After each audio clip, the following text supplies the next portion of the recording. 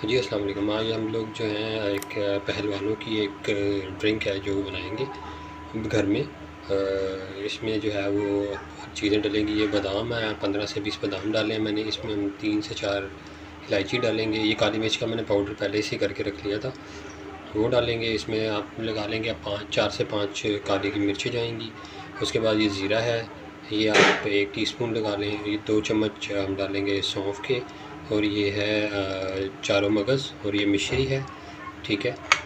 और इसमें ये खसकास का 1 चम्मच डाला है। इसको मैंने भिगो कर रख दिया क्योंकि इसमें मिट्टी होती है, और मिट्टी जो है वो फिर जब पानी में भिगोते हैं मिट्टी नीचे बैठ जाती है, ऊपर से हम लोग ये जो है वो हटा देंगे और इसको हम तैयार करते